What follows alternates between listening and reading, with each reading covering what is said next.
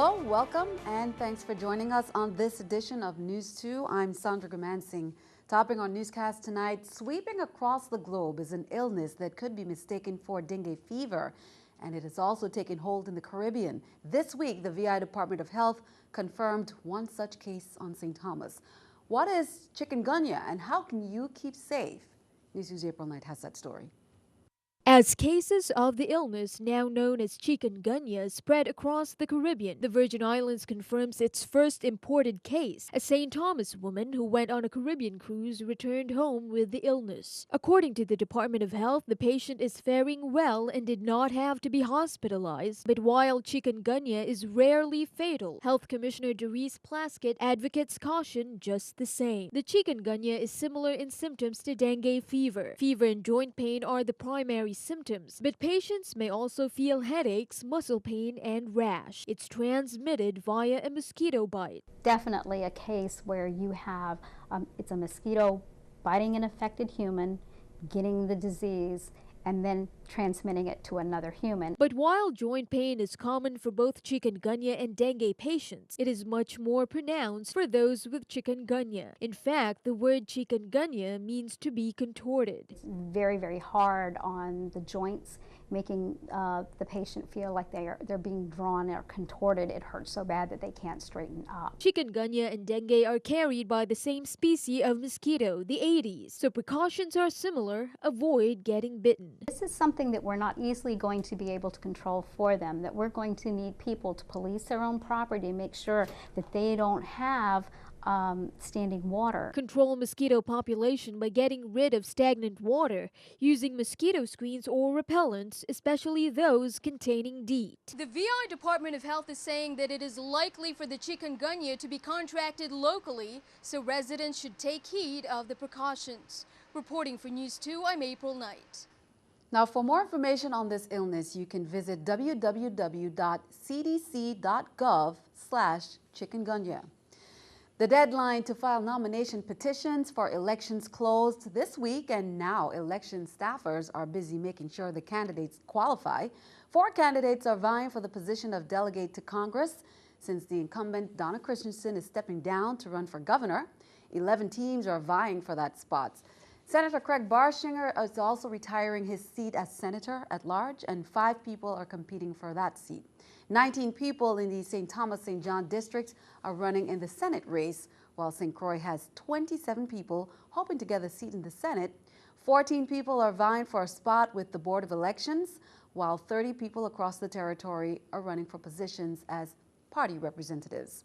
Meanwhile, about 150 CAHS students, faculty, and community members listened as candidates for governor and delegate to Congress in this year's election presented their platforms. The Junior State of America and the Charlotte Amalie High School hosted a candidates forum. The student panelists and audience questioned the candidates on a number of topics, including how to reverse the brain drain and create opportunities for college graduates in the territory, legalization of marijuana as a means of raising tax revenues, strategies for reducing crime in the territory, strategies for improving education, including the creation of a charter or alternative school, and of course, priorities for the first 100 days in office. The participating candidates for delegate to Congress, it was Vincent Dennett, Emmett Hansen, Stacy Plaskett, Esquire for Governor, Soraya Diasi-Kofelt, Basil Otley representing Christensen Otley ticket, and Molito Smith Jr. The Junior State of America now is the largest nonpartisan student-run civics education organization in the country. Congratulations to the students.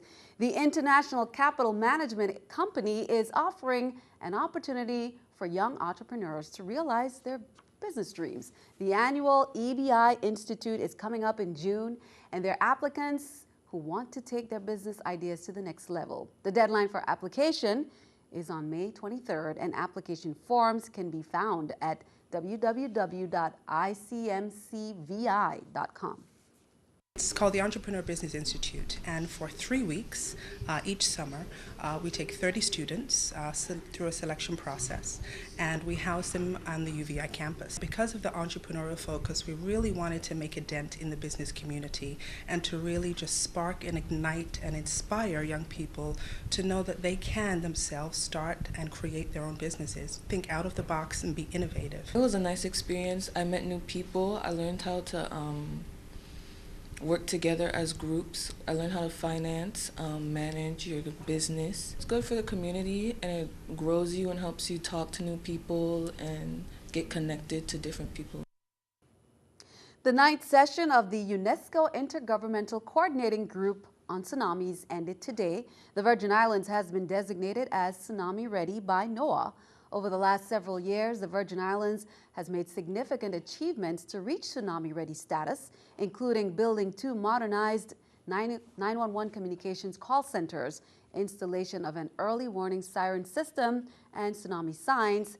More than 50 scientists and emergency managers representing 17 countries all came together to continue the group's work to develop a Caribbean tsunami warning system.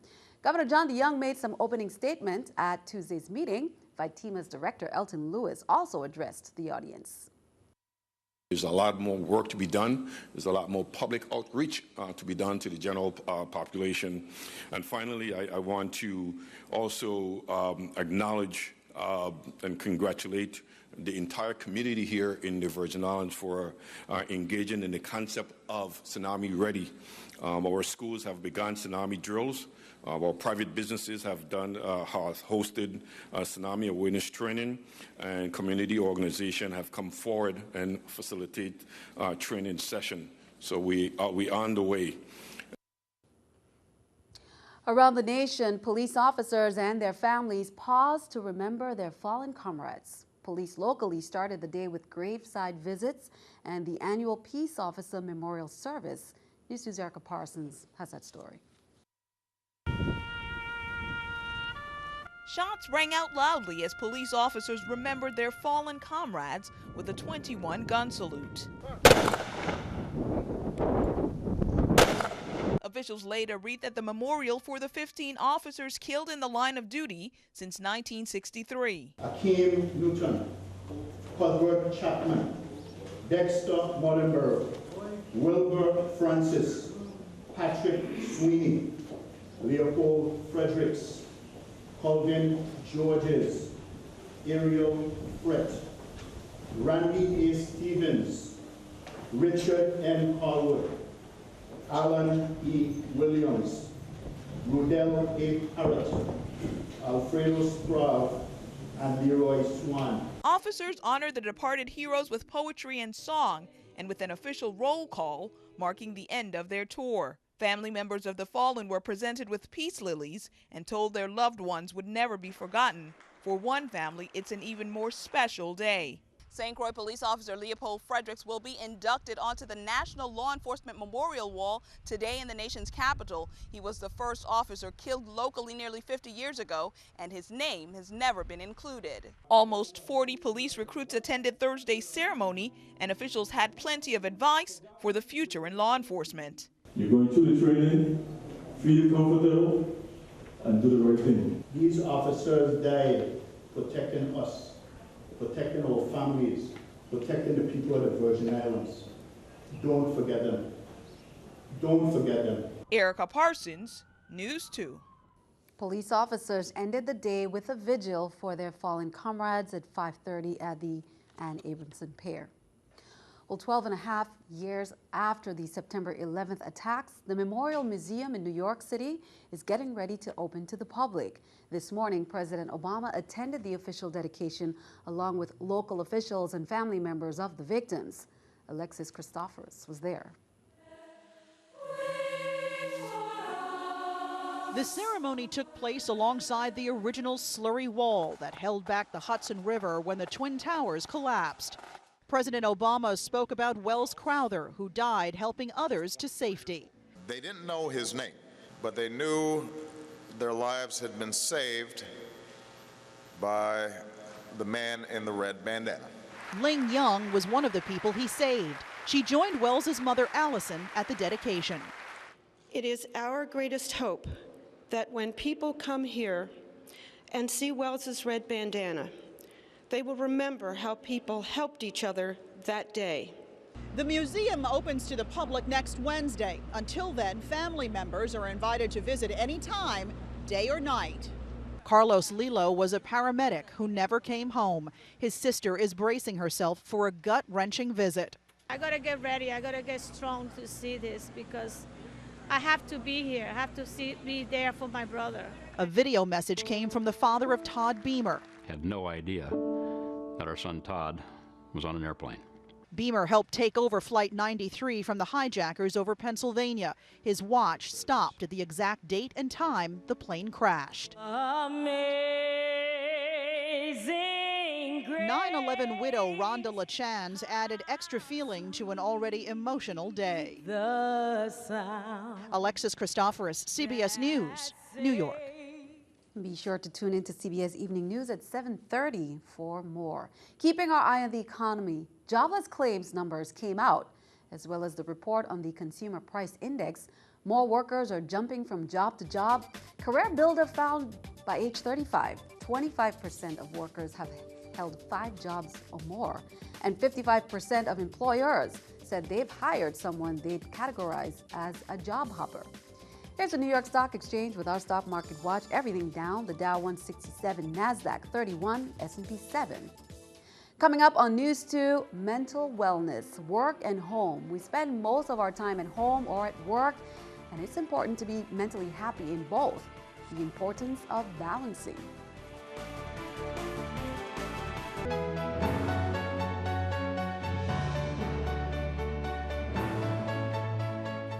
As part of Mental Health Awareness Month, tonight's segment features a look at the importance between balancing everyday life at home and the workplace. According to psychologists, we spend most of our time at home or at work, and it's important to be mentally happy in both. News2's Shanika Robinson has tonight's mental health segment.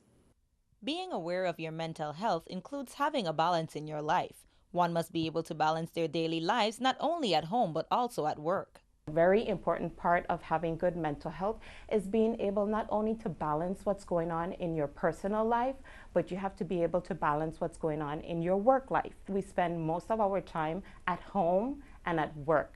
And if you have struggles at home, it could also impact your ability to perform at work. And your performance and interactions at the workplace has the ability to affect your performance at home as well. Therefore, it is important to have a balance between the two. One of the things the Association of the Virgin Islands Psychologists is doing is that we are partnering with the American Psychological Association on a national level. The organization's goal is to inform employers, including large and small businesses, of the importance of having a healthy work environment. It entails the employer or the small business or the large business putting things in place in the work environment to help the employee to do better. If you have a healthy employee, you're going to see efficient work, you're going to see level of productivity is going to be higher. And with this particular program, we would award that particular business or employer for them taking that serious. Once the business is considered a psychologically healthy workplace, it would then be entered into the national program and, if selected, would be recognized on a national level for having a psychologically healthy work environment. We're also trying to promote not only having a healthy mental health life, but also having a very healthy work life. Shaniqua Robinson, News 2.